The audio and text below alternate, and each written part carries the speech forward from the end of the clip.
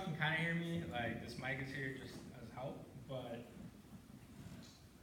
yeah, my name is Gabriel Cardenas. I am a graduate student at Cal State Northridge. I went to UCSB for undergrad, and I also went to Ventura College. I transferred out of there in 2013. So I've been in like every system, like the community college, CSU now, and UC, and they're all really great. So wherever you start, it's all worth it. This is my research, Chicano art politics. What I'm trying to do here is involve art and restore art, advance art, to have the same continuous political message, but in a manner that is unapologetic, right? And that drives those conversations, to have those uncomfortable conversations with people. This specifically is kind of where the community that I come from, which is Fillmore, and Ventura County. There's like significant research on Ventura County that's accessible. It's hard to find, but that's kind of the role that we have as researchers and historicizers, archivists, to share that knowledge with others and to share that information and encourage others to find that work. So yeah, this is kind of a painting that I did. What I try to do with my work is also show that yeah, it might be very beautiful, right? We get this beautified image in American culture that everything is very natural, everything is very organic. We have this idea of nature as being very beautiful as well, restoring the soul and connecting us to things as well. But nature is also very dangerous, and in an instant it can kill you, right? Instant it could take your life away. If you get lost and you don't know how to survive, what are you gonna do, right? So the same conversations, the same topics with the food that we eat, with the land that we're surrounded by, the industrialized agriculture that is forever around us, and how it's specifically pertaining to Ventura County community and the role Ventura County community has in the larger structure of industrial agriculture in California and in the nation. So the purpose of this presentation is to capture the power of visual art as a revolutionary means to addressing the social and political struggles of the Mexicano, Latinx, and Chicanx experience in the United States. My hope is that by the end of this presentation, I can inspire, educate, and encourage you to see the world a little bit differently than what you're accustomed to. The intent is to humanize the Campesino and Campesina working class individuals that drive much of our local economies, produce our food, and that are largely overlooked and forgotten. First, I will pay particular attention to citrus industry in California, dating back to the 1880s. I will reference Gilbert G. Gonzalez and his book, Labor and Community. I begin here because the relation citrus and citrus culture has to Fillmore, which is my hometown, and to the Heritage Valley, which is, I'll go into a little bit, but Heritage Valley in Ventura County is kind of this business standpoint or intent to create more of like a business gentrification, idealization of our community, which again continues to obscure the true working communities of our community. So yeah, Fillmore is historically a citrus community, but it's also very ripe with avocados and tree nurseries and various other row crops. I will also discuss the landscapes in Fillmore. I'll show you a couple maps. I'll discuss how they were formed to meet the agricultural and economic desires of capitalist production for capitalist profit, the reorientation of land for the purpose of the reorientation of land for the purpose of production, I argue, outweighs the humanistic approach and desire to feed others. In essence, industrialized agriculture pertains more to the accumulation of profit than to the social service of feeding populations. This is the nature of capitalism and leads to my third point. Third, I will speak to the role of trabajo, work, of campesinos in agricultural fields of Ventura community. I will reference wages, labor roles, and the effects on the farm worker body through musculoskeletal disorders, MSDs. I will reference authors Raya Dunayevskaya, Ernesto Galarza, and Marta Menchaca, as well as provide some statistics from labor communities, Ag Commission, and other ones that I found. Fourth, I will showcase a good amount of visual artwork by community artists in Ventura County that speak to the living and working conditions of campesinos in our community and why they are important. I will forward the conversation by inviting you, the audience, to reflect and think of your relationship to the campesino community in your community. And lastly, I leave you with these questions. How much has changed since the introduction of citrus into our community? How are Campesino labor roles adapted to lessen the decay on the body? And why is art important in this manner? How can you share and involve yourself in the movement for farm worker justice and compensation? So I'm gonna, and the way I kind of turn this, right, is a little bit of chapters, but citrus gang, right? A lot of times we have ideas of citrus gangs as being like people stereotyped that look like me, as opposed to the people that are producing these businesses. So this is Labor and Community by Gilbert G. Gonzalez. He's a professor emeritus at UCI, and his book speaks extensively about how citrus was introduced, but also how the worker village communities kind of were formed and also struggled against their owners, or against the business owners. This is a map that I found in that book that's, I think, very foundational to the idea of citrus in general. And I'll speak to a little bit about it, but these areas, which is the Southern California citrus belt, provided over like 90% of oranges all over the nation for a really long time. Oranges started kind of dropping from how profitable they were, like in the late 1940s. So during this time, this was like the peak time in the 1940s, 1945, 1948. And here you see Ventura, right? So in most maps, Ventura, Oxnard, areas like this aren't really accounted for, let alone like Fillmore or Santa Paula or Moorpark or Piru. So every time I see Ventura in a map, I'm like, oh yeah, like they made sense of it. And again, like Santa Barbara's right here too. You also have Carpinteria. So I'll move on. So in the early 1870s, Riverside colonists planted nearly 7,000 trees, and through a process of homespun, trial and error experimentation, gradually founded a thriving citrus industry. These are all quotes from Labor and Community. Production expanded to 200,000 trees in the mid-1880s. Thus, citrus made its initial appearance as a defined, successful, and organized industry. Completion of the Transcontinental Railway and invention of refrigerated railroad cars in the mid-1880s drove expansion of settlements and citrus ranching. So through the railroad, Fillmore was founded in 1887, much of it because of the Transcontinental Railroad that cut through there between Ventura to Los Angeles, making its way through Santa Clara. And the towns started popping up, right? And the way this makes me think about it is that Fillmore was one of those towns. Bardesdale was one of those towns. So town after town was founded throughout the fertile, relatively frost-free, and well-drained semi-arid region. The success of the Riverside colony seemed to be duplicated across what was soon to be the Southern California citrus belt, which is what I showed you previously. And interestingly enough, how they refer to Riverside as a colony, right? And the people that were making that business were colonists or settlers that weren't obviously people that look like me.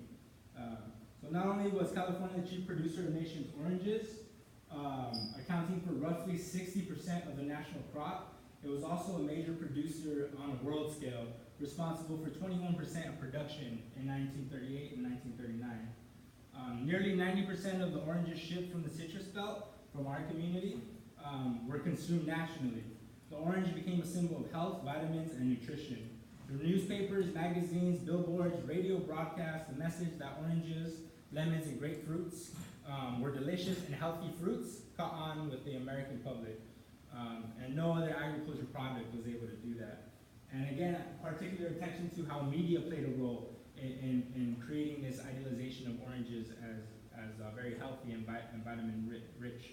And how does media play a role today in how we see citrus or other foods and the people that produce that food, right? A lot of the media right now, as always, whenever it's politically convenient for the conservatives, is like, yo, immigration, right? Without regarding the fact that much of the history of California has been involved and benefited from the continuous cycle of migrants coming south of the border for cheap labor. So this is a map of Ventura County's farm landscape. This is very accessible again. You can get it from Ventura County Government Center. online. You know, we have a lot of things accessible to us because of internet, but also certain things that are not available to us. But particular attention to the colors we see here. The yellow being lemon, the green being avocado, the orange being oranges, and where you see them particularly. You don't see many citrus or lemons over here, but you do see a lot of strawberries and row crops. Also what you don't see is nurseries, particularly across Fillmore and in between Moore Park, the Grand Canyon. My daily commute to Northridge is from there down to here, down over here, and then Northridge is right over the hill. So I pass by this stuff every single day, basically. And for me, I get really like into it. I find myself looking down each row and thinking like, oh, is there a Campesino there? Like I'll see the boxes where they put all the fruit in. I'll see ladders, but I rarely see them, right? So how are they still continuously like disappeared, obscured, right? Which to me is very interesting. But again, this area, particularly if Ventura was part of the citrus belt, and continues to be, this area continues to supply oranges for a large mass of the nation, not only ourselves, but yeah, the nation and the world. And I'll talk a little bit about Fillmore coming up. So filtros is kind of like a term that right, every community gives their own words and meanings to communities, right? Just like Oxnard can be associated with chiques, just how like Santa Paula has terminologies. Fillmore and filtros is a term that people have used to survive and connect. And historically, Sunkist and Saticoy Lemon have been in Fillmore since 1950s. Before, Sunkist used to be named the Fruit Exchange Company. I didn't write it up here, but again, that's talked about extensively. And also Limonera Association in Santa Paula. Currently, Allied Fruit Company took over the building of Saticoy Lemon, where my dad used to work, where it was closed down in 1994 because of the Northridge earthquake. But that company continuously, when I saw on their websites, most of these websites also obscure the worker. The worker is never in the photos of the field. The field just looks very pretty. It looks like, again, very natural, very organic, like something, right? They'll have white males with old-looking settler clothing, being like, yeah, we picked all this food and we grew it. And it's again, very beautified, but very framed and very wrong, in my opinion. Also, Fillmore is predominantly a Hispanic town, which moves me to call it a Chicano community, and also a Mexican-American community, a Mexicano community. Because I live there, I know most of the people are Mexicanos with very Catholic ideas. But there are some that are indigenous, Purepecha, same like in Santa Paula, Purepecha workers that work the citrus groves in between, and other Central Americans, but not as much. And another thing that I found on this site called, what's the site? Citydata.com. I encourage you all to look up your city on there. Is the air pollution in Fillmore that is significantly worse than the average by like almost double, right? If 150 is like double 75. And again, how are Chicano communities, Hispanic communities consistently being surrounded or in areas that are heavily polluted, where water may not be so clean, that agriculture, right, pesticides. Oxnard has a historic fight with certain companies like the NRG and expelling situations there, and some of the fight that you all are doing is very well noted in that thing as well. Another thing is the percentage of people with a bachelor's degree is not so high. So it could be like safe to say that I might be one of the only people in Fillmore talking shit about Fillmore and the Campesino experience. Another thing is that I think is kind of interesting is the largest percentage of people in agricultural workers dormitories, or areas that are kind of like farm worker housing, whereas Fillmore doesn't really have much farm worker housing. Most of Ventura County doesn't have affordable housing or farm worker housing, USDA housing, and I I'm aware of this because I used to work for companies as a property manager, and I used to get shipped out to Fillmore, Sesame Ranch, to Carpinteria here in Santa Barbara, and work with USDA communities, as well as Guadalupe, as I was talking with some of y'all earlier. And it's really like problematic when you see those things, and how the role that farm workers live in, or agricultural workers live in, is made very hard, right? And how compensation isn't even enough. So there'll be a couple of comments and information on there. And again, this is Heritage Valley that extends from Santa Paula to Rancho Comundos. There's a heritagevalley.net that you can go to, or .com, and the whole thing is wired in a way to show you that, oh, there's so much consumerism here, there's things you can buy, there's home ownership, right? And there are homes being built, but at the expense of other individuals, or not enough to meet the needs of the working populations that are helping that place run. And in relation to Santa Barbara, right, what are the struggles here with housing, and how many people have been moving to places like Oxnard from Santa Barbara, or other areas up north, just for the sake of working, but then still commute back to do the same work. And like, how contradictory is that, right?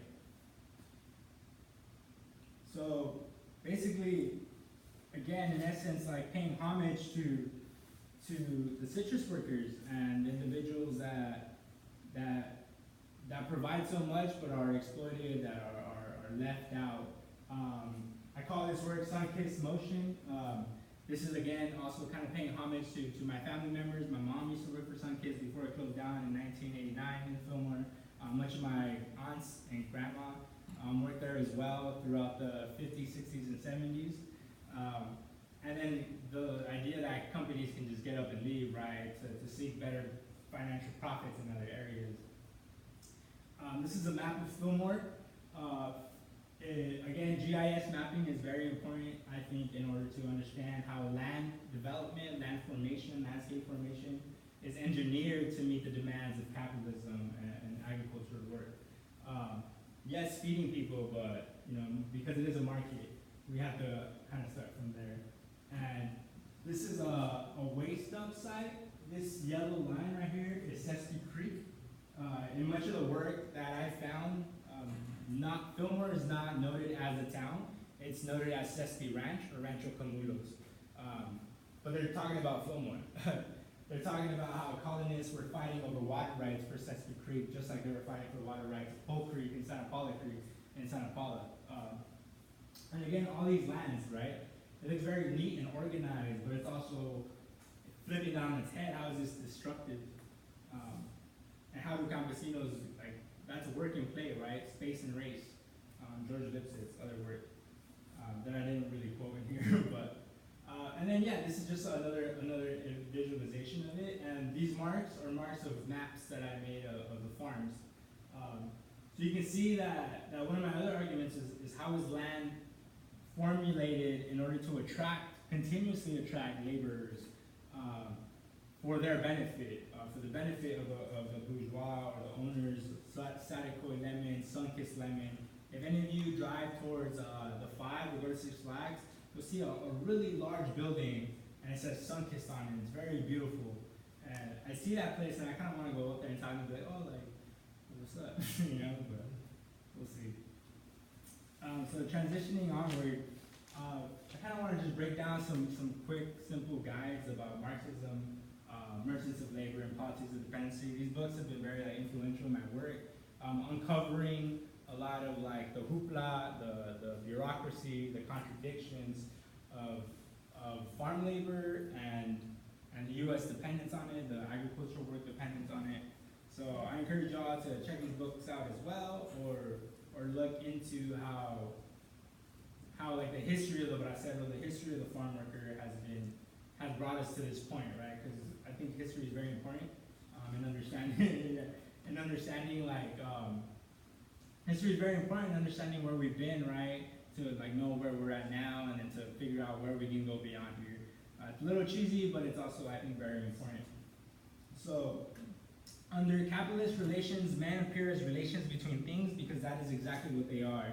The machine is the master of man, and consequently man is less than a thing. You could also insert mujer, you can insert child, you can insert labor, anything. So the perverse nature of capitalist production, that the fantastic fetishism of commodities is its true nature.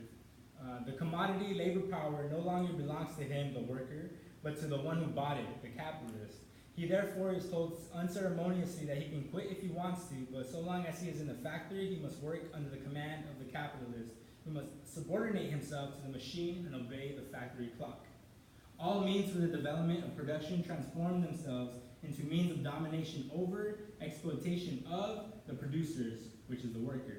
They mutilate the laborer into a fragment of a man, degrade him to the level and appendage of a machine, destroy every remnant of charm in his work, and turn it into a hated toil. So, how many of you have worked in retail? It's like, I don't know, like that shit sucks.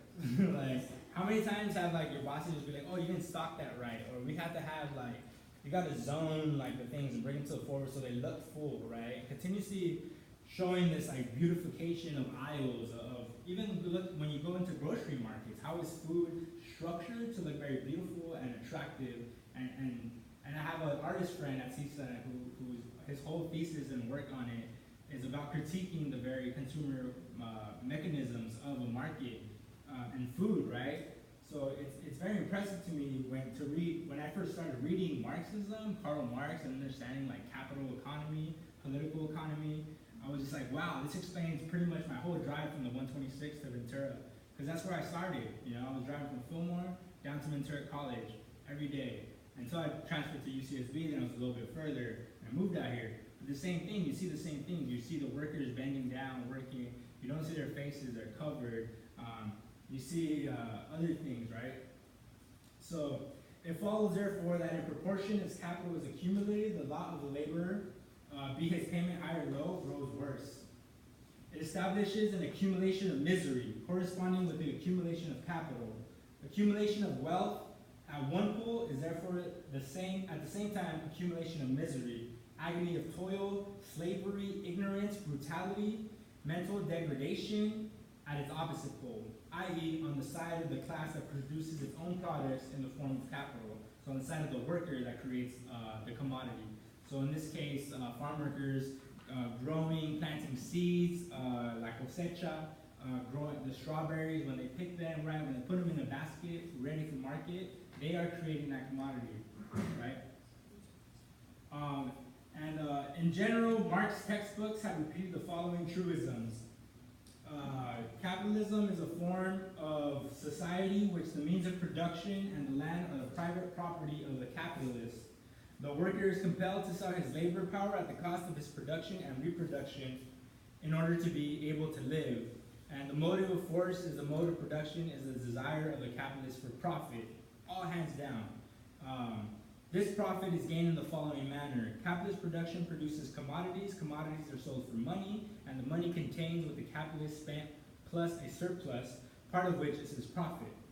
So I think a good way to break this down is like a capitalist. Say I'm a capitalist and I buy your labor. I'm gonna pay you $10 an hour to produce something that I will sell for $15 or $20. So whatever you produce in that hour, after I pay you your $10, you're already covered. The rest of that is my profit, or the expenses I need to pay to ship it, to get it to the market, the taxes or anything like that. But after that, that's all my money. So if you create one thing in that hour that I sell for $20, then I already was able to pay you your hour plus the $10 is my profit. But if I increase the socially necessary labor time of producing that said commodity, then what I'm essentially doing is stealing your wages, because you could have created 10 of those commodities that I sold, made $100 off, and only had to pay you $10 for that 1 hour to make it. So who's running away with everything, right? And I think, again, this really helps us put into perspective the whole role of our economy, but especially the role of farm workers and how they are exploited, how they are used as cheap labor. And transitioning into Merchants of Labor, a book by Ernesto Galapsa. It was published in 1956. It's a Mexican bracero story. It's very influential, has a lot of information on there. But this is a little bit about the average hourly earnings. So under administrative migration, administered because it was under administered migration, in California, the power to control wages remained uncontested in the employer associations. Congress had in fact given the Secretary of Labor discretionary power to fix wages in connection with the adverse effect, and that the bracero, as the model marginal economic man, was worth all the effort and expense only if his presence in commercial agriculture did in fact pull down the wages. So the only reason they were really caring about braceros was because they could drive down the labor, the cost of wages, right? So if I could pay you less, that means I can get paid more for what you produce as a capitalist and what we learn from Marxism, right?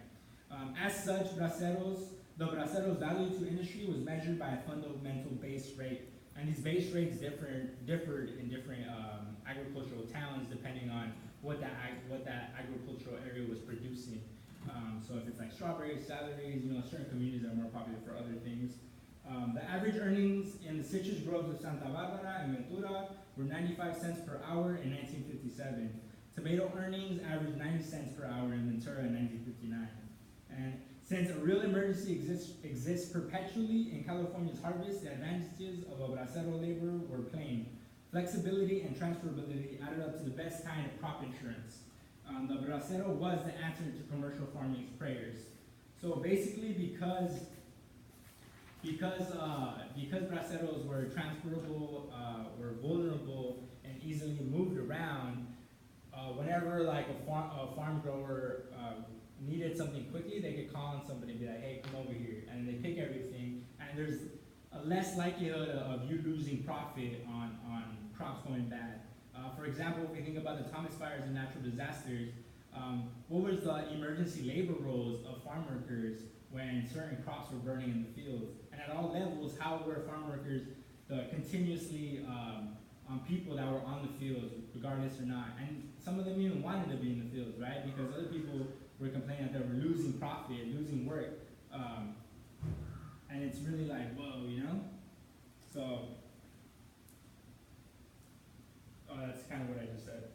So Mr. Giberson representing the Agricultural Labor Bureau of San Joaquin, phrased it that we are only seeking labor for a certain times of the year. At the peak of our harvest and at the class of labor we want is the class of labor we want is the kind we can send home when we get through with them, right? So however, braceros, marginalized, stigmatized, we want you to do the work, we appreciate your work because I get to get all the profit, but then, when you're done, pa fuera, I don't want to see you, And in relation, how does that make sense to the working class communities here in Santa Barbara that drive much of the economy, that are flipping your food, growing your food, in the restaurants, service industries, cleaning your homes, things like that, working overnight, but then as soon as daylight comes out, or people are, it's like, all right, go home, get away, and then who do you see on the streets? Like the people that have more money, right? Or people that have the leisure to be able to do these things. Same thing with like communities in Oxnard, and how our communities segregated purposely so that the individuals who are the owners of production, who are the elite classes, the gentry, whatever you want to call it, don't have to see that, right? In Santa Paula, it's historic that on the east side, that's where the Mexicans lived, that's where the laborers lived, because it was closer to the fields. And today, the east side is 12th Street. And if you know a little bit about Santa Paula, 12th Street is associated with the gang, with people that are dumb, that don't go to school, that are crime, right? And therefore must be heavily policed, right? So there's this constant full circle of criminalization, racialization, and oppression, essentially. So the braceros have proved to be the kind of workers who could be sent home when they were got through with. I would advance that again to what I just said about how we see people here. The book by Marta Menchaca, Politics of Dependency, it is argued that in the aftermath of the Second World War, American farmers became dependent on inexpensive Mexican agricultural labor. Over the years, this dependency intensified, and Mexican labor became an essential source of human energy in U.S. food production. I would say, obviously, it's still an essential energy, right, in today's U.S. food production. Intensification was caused by three factors: labor shortages, the drive to maximize profits by hiring dependable, vulnerable, and inexpensive labor, and labor scarcity caused by Americans unwilling to do the labor from the 1970s forward, right? When it's actually been proven in a couple other authors and works that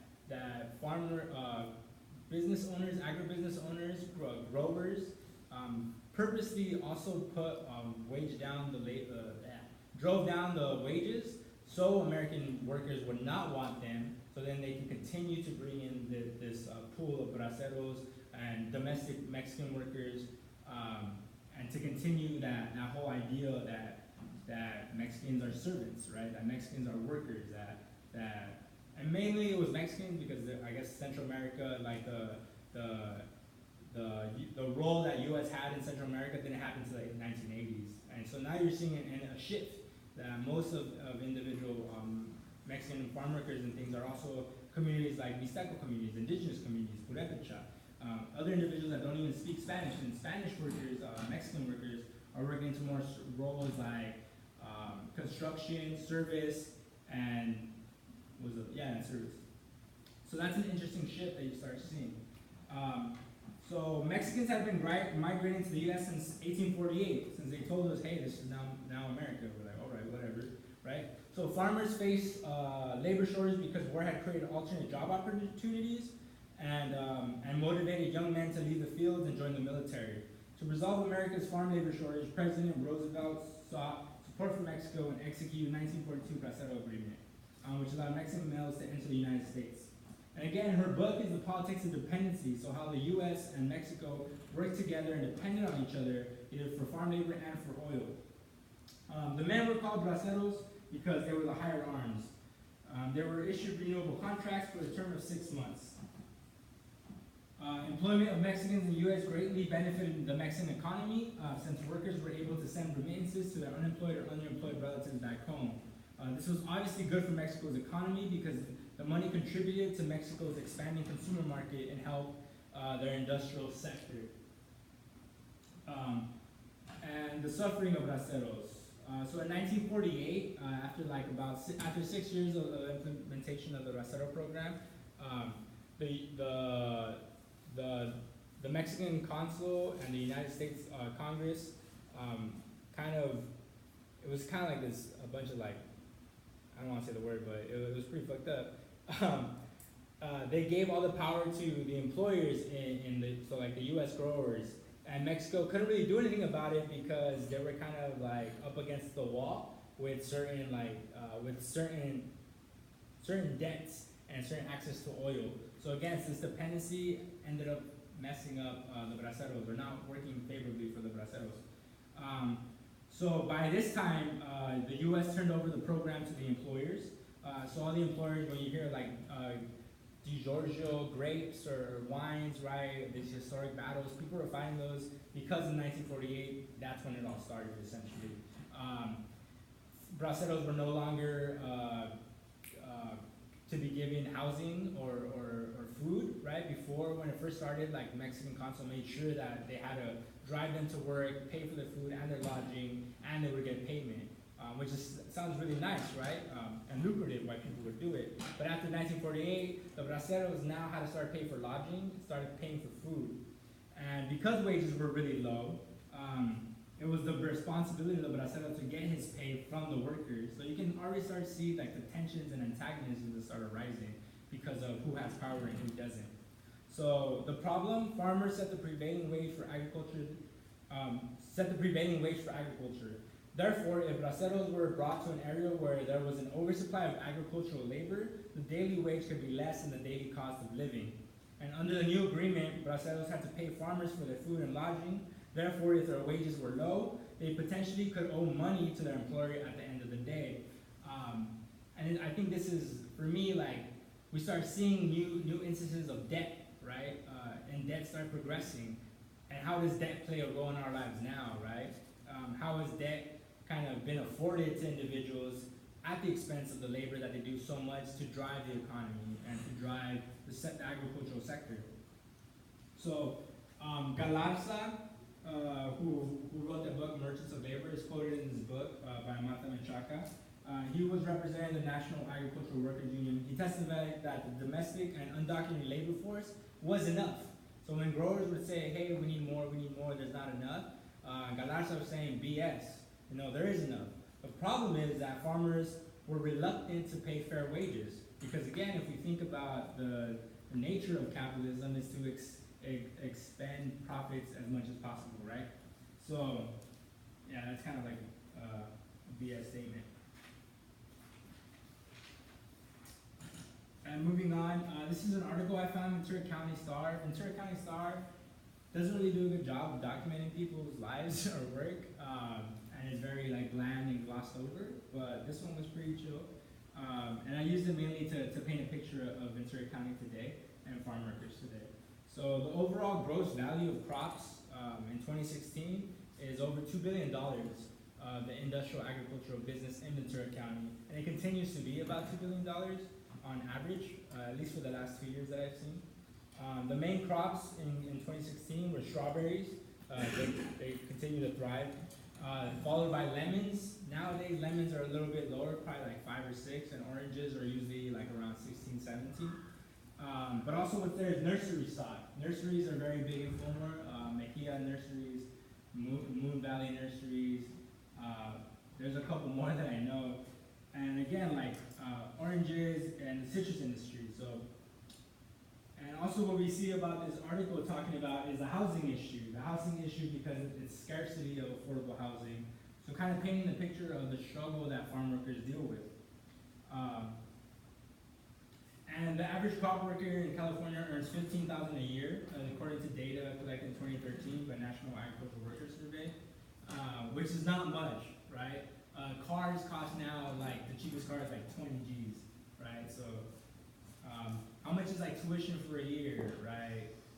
There's like UCSB was what, like 30K a year, like people don't even make that, right? So, and again, this is from the farm labor statistics. California, 26 annual mean, 26K, and that fluctuates, right? That's the mean. So you could take minus 5,000, up 5,000, right? And hourly wage. And also what I thought was funny about this graph is if you pay attention to these numbers, the employment rates, it's like 50 to 390, 460 to 900, 1,000 to 2,000. But then right here we have like an astronomical drop, 2,000 to 194,000. Like, whoa, right?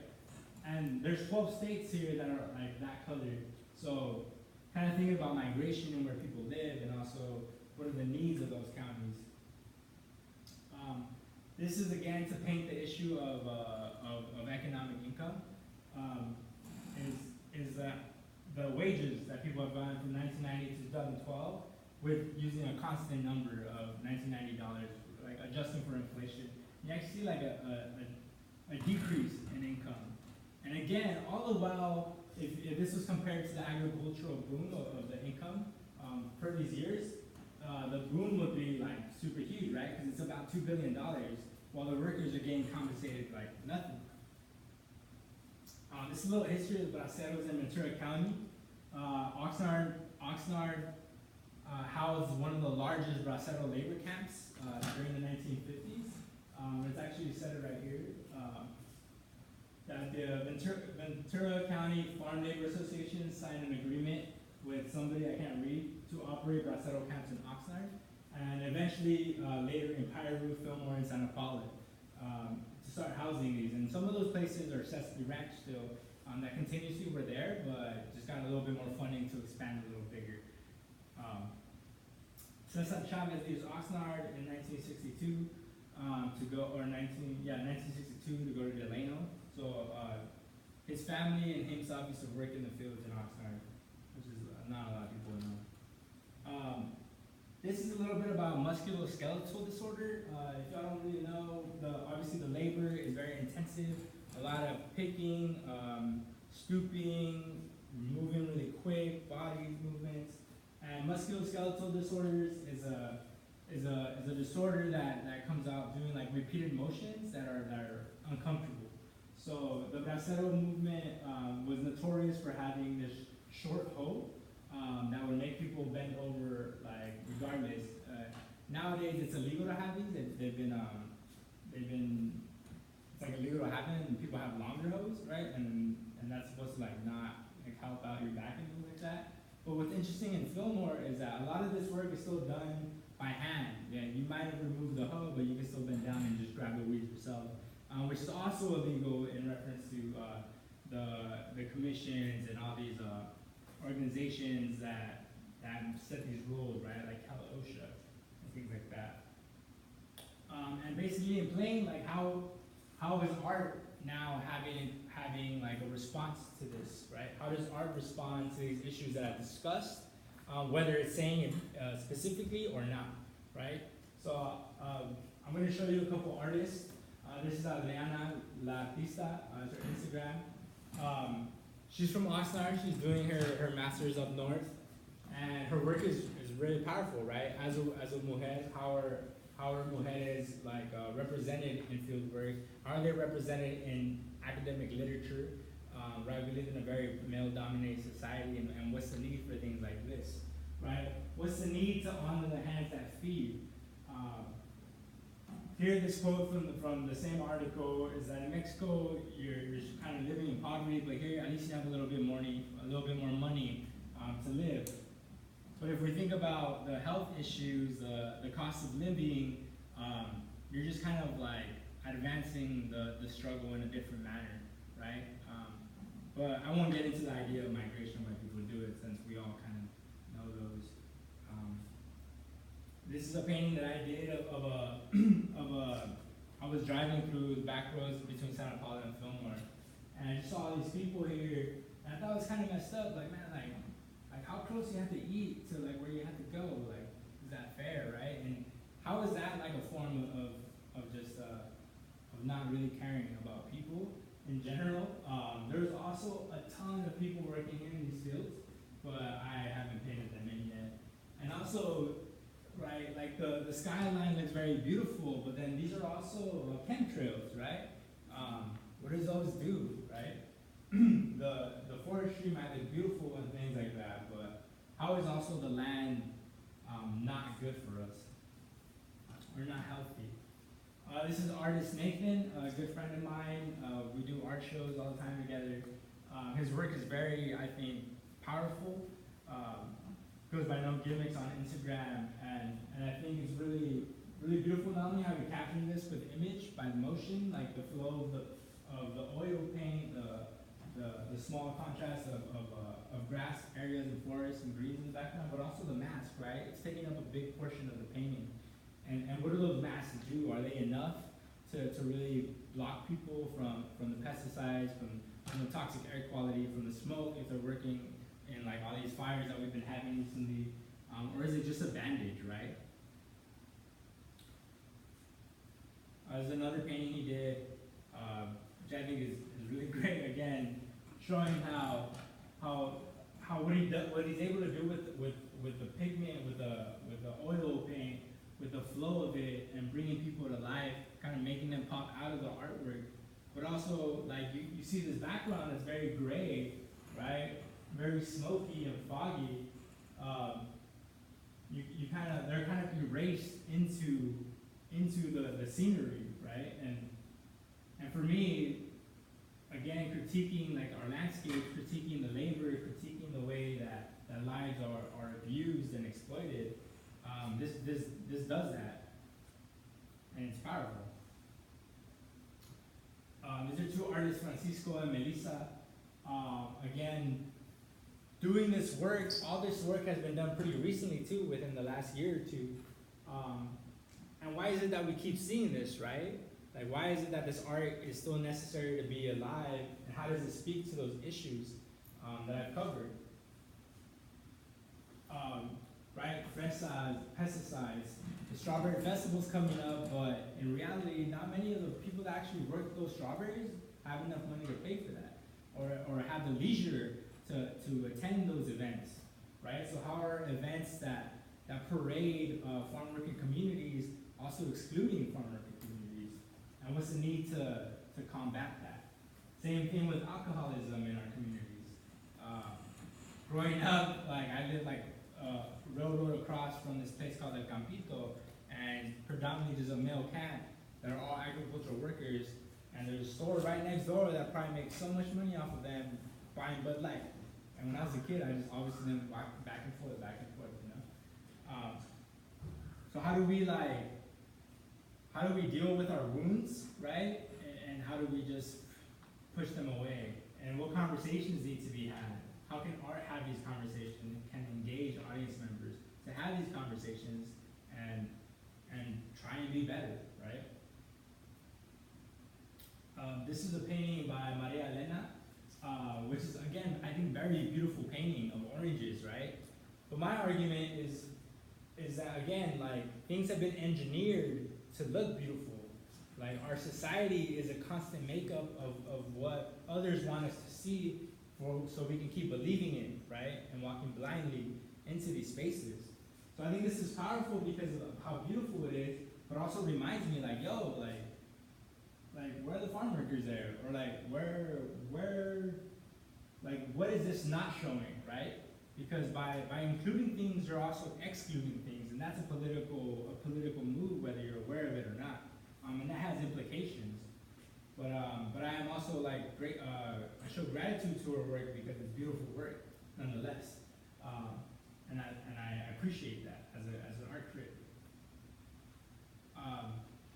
This is a photograph that I painted of by David Bacon. And these are Purepecha workers. This specific Purepecha worker in Santa Paula after the citrus harvest or after picking lemons.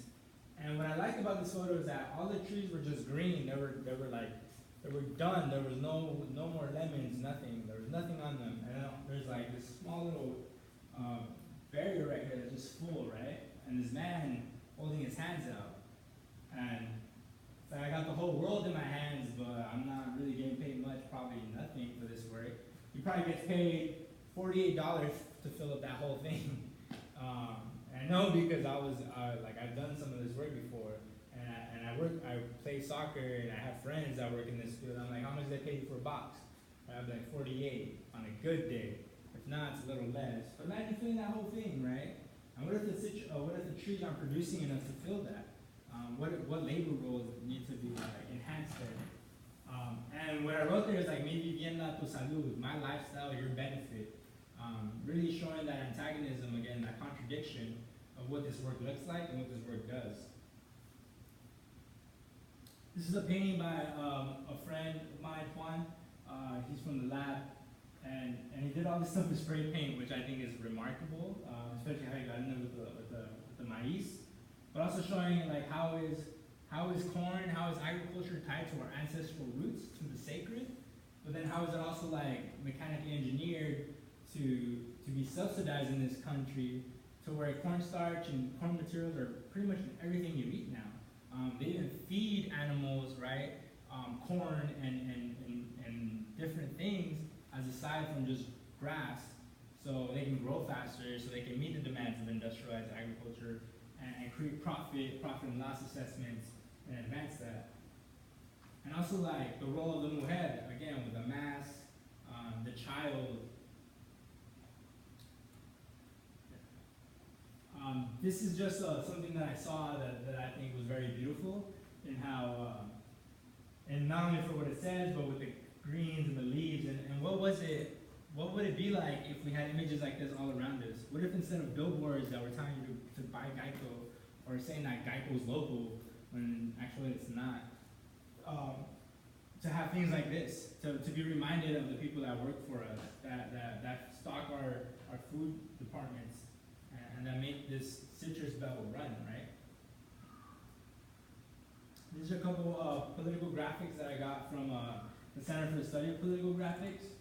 I really like these in essence because of what they say, how words can be used with art to convey meaning, but also to get a very radical approach across. Right here on the right it says, el imperialismo crea la condición del bracero. Solo la unidad revolucionaria de los trabajadores podrá cambiarla. In English it translates, imperialism creates the condition of the bracero. Only the United Revolutionary Workers Movement can change that. How many of us hear these things on a daily basis, right? Or how many of us are excluded from these situations? These realities, right here it says, La unidad es la vida, sin ella no hay nada, or no hay vida, means that the unity is life. Without unity, there is no life. And how many of us are united across planes, across our workspaces, to demand workers' rights, compensations, unions, right? How have unions been cracked down by governments, by monopolies, by corporations, right? To the point that there's even laws now being enacted by current administration that says you can't unionize, and that's against the law. Or that if you speak up against your employer, that you can be like, you're automatically just fired, right? And how is that a form of silencing? And I take that example from the teachers movement in the East Coast that happened, I think it was last year.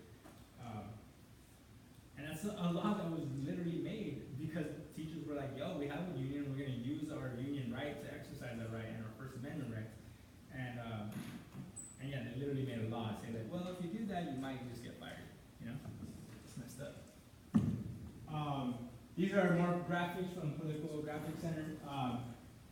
Again, when we talked about earlier about like the idea of Marxism and capitalism, and we live in a hierarchical society, which means there's a top and a bottom. Most often, campesinos are at the bottom. The communities that I come from are towards the bottom, right? So this one says bosses and employees, right? This one, if you have come to help me, you are wasting your time. But if you have come because your liberation is bound up with mine, then let us work together, right? So again, seeing the unity across race, across color, across borders, that we're united in the struggle together for true liberation, true determination, true happiness, right? And I especially like this one because I think art has an important role in connecting people without even words. As a brown individual, how many of us see other brown individuals in mainstream media? How many of us see those people in billboards and as doctors, as philosophers, as lawyers, as holding these higher echelons of society, right? And since we don't often see that, it creates this kind of internalized colonialism for individuals to be like, well, all I see is people like me being painted as gangbangers or as this or as that, right? And it continues that stereotype. But what art has the power to do is to say, no, forget that, and let's make it our own, right? And let's unite, and let's empower each other. And again, this one with the UFW flag, right? Very empowered, very powerful.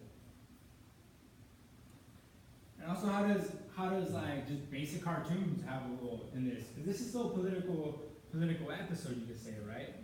And what I think is interesting, this is Cheech Marin, and he's giving Homer kind of like a walkthrough of Chicano art and Chicano movement, the history of it. Yeah, boycott grapes, right? Support the union. But if Homer was to represent the rest of the United States, what is he representing in his face, right? There's kind of a sense of indifference here. Like, I don't get it, his eyes are a little lower, like, I don't really care, right? And when we live in this continual society of work and play, consume, you're ideologically kind of brainwashed to a degree to believe certain things, and where Homer can really necessarily represent the rest of people that don't understand what it means to decolonize, that may not understand or haven't been opened up to these conversations yet, to believe that cops are here for our benefit, that U.S. imperialism is a good thing, that capitalism is a good thing, right? And what I'm here to do, and what I hope to share, is that we got to break those mentalities, right? And again, just how can art continuously do this? What if this type of art was everywhere? And why would it need to be everywhere? Obviously, because there's something missing, right? Or there's a problem and an issue that we need to attend to. Again, how is a body being formed? How are these bodies representing rigorous labor that creates musculoskeletal disorders? How is Maiz culture, Mexica, iconography, Tonantzin, how do these relate us to our ancestral roots, but also help us kind of step back and be like, well, how is corn also being genetically modified? how are seeds genetically modified by institutions like Bayer, who is now the name of what used to be Monsanto, right? And how can these also help us, again, see ourselves and kind of represent ourselves and empower us to want to do something about it, to act? This is a farm labor or a citrus labor in Fillmore, in one of the many fields around there, Bardsdale, I'm not specifically sure, but I got it from a website that supported farm worker housing in Fillmore and Santa Paula, but it kind of just died, like it just went away after a while. So like, how do organizations do the work until, like, while the money's there, or the funding is there, but as soon as funding's gone, it's just like, well, what happened to them, right? But their websites are still up, so it's interesting to see that, and that can help you move forward. But at the same time, how much of an organization is not needed for individuals to do work on their own or collectively, right? Horizontally, inviting others. This is another painting, just small works about the Thomas Fire.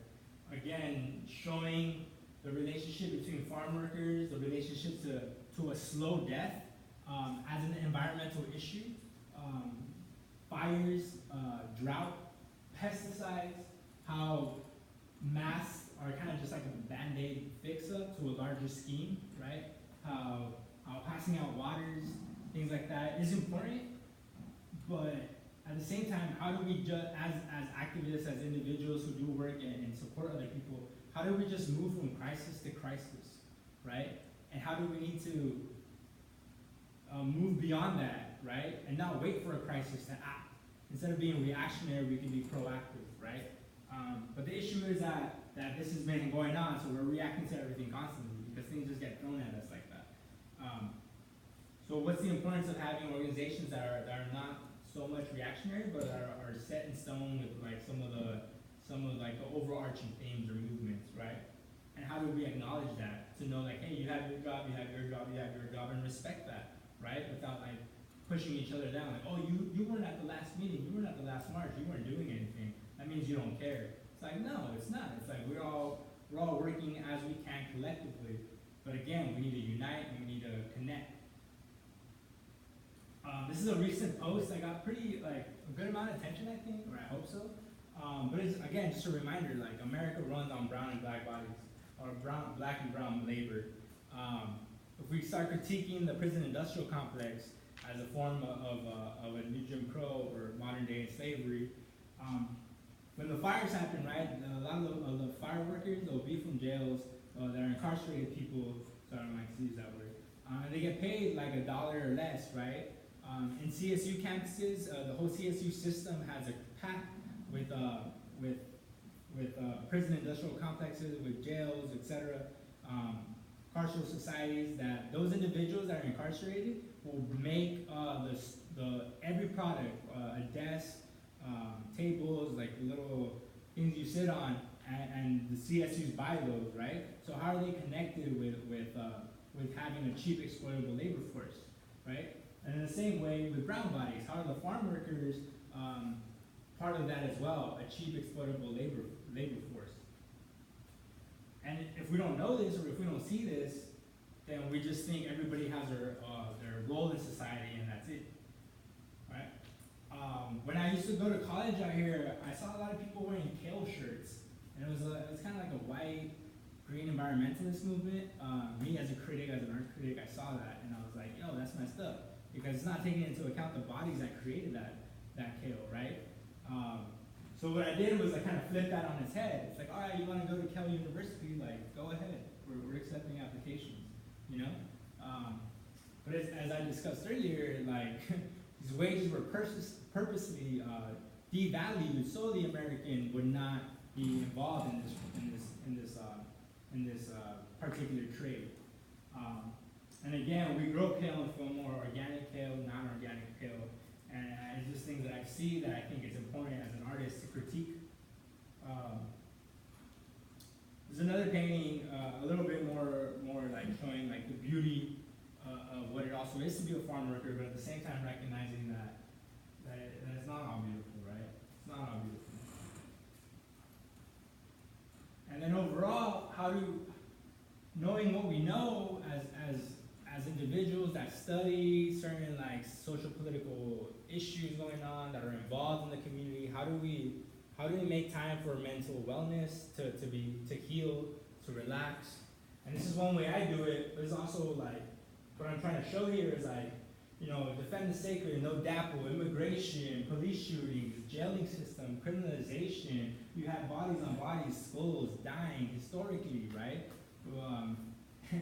I forgot the quote. But anyways, as an individual, as myself, how am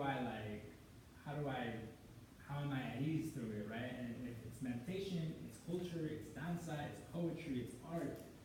And I invite you all also to use art, to see art as a form that can explain these issues, but also as a healing process.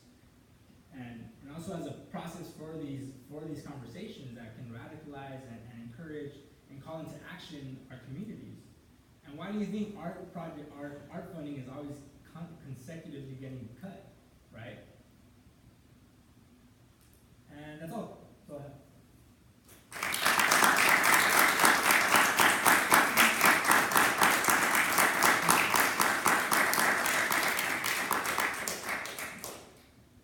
So I appreciate it. I guess if anybody has questions or anything like that, kind of went through a lot.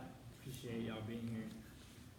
I mean, I know how you mentioned that before the basketball program, most of the students and stuff, do you know who was working in the field before all this movement? Yeah, so in the 1880s, 1890s, mainly Chinese individuals, but then you had the Chinese Exclusion Act in 1892, and they brought over Japanese individuals, but then Japanese individuals were a little bit more conscious of like, yo, we don't have to work like this, so they started revolting more, and they had these like kind of unions, their own unions, but not recognized through the people. It was just kind of a collective, essentially like a mechista group or something. People that just organized, and they would send leaders to go talk to the growers.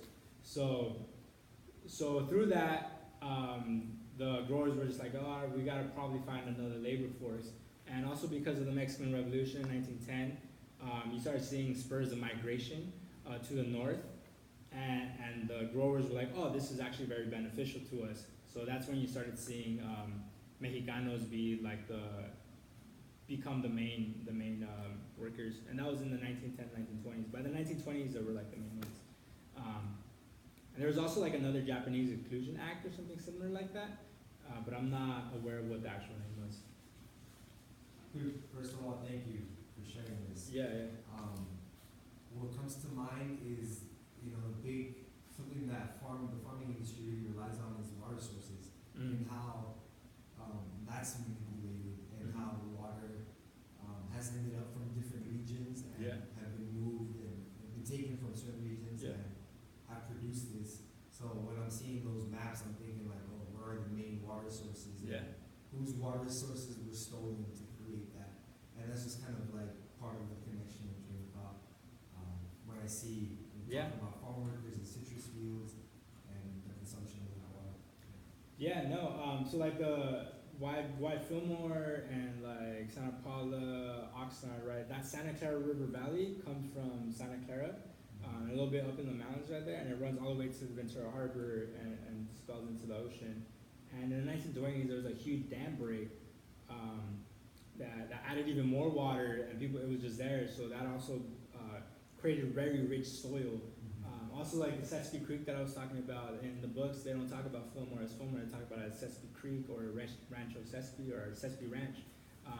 But there's conversations that are in fact in the historical books that talk about water rights, water rights back in the 1880s, and same thing, 1860s, 1870s, especially a lot when the land grants were going on after the 48 Treaty of Hidalgo. This was now U.S. property, right? So settlers started coming because of the gold rush too, which ended up not being that big of a deal.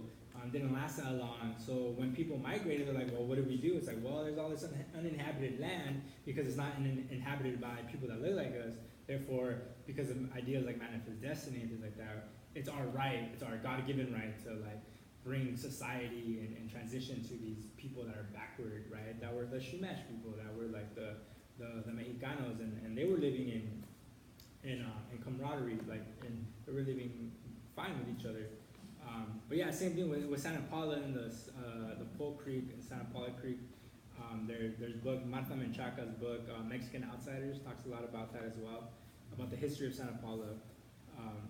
And people like the colonists trying to drive out some of the Spanish land grant owners, literally by like just creating misery for them, like heckling them. Literally, like they like kill their animals, right? One of them, like they made us scared. They would start fires on their property because they would live right next to them, right? So it's like having a bad neighbor that you're always fighting with, and it was purposeful to take over. So that Saturday colonialism is a very serious thing. I encourage you all to look up. It takes many facets, and you know the mission here is like, bruh, yeah. Okay. Anybody else have any questions or comments? Thank you.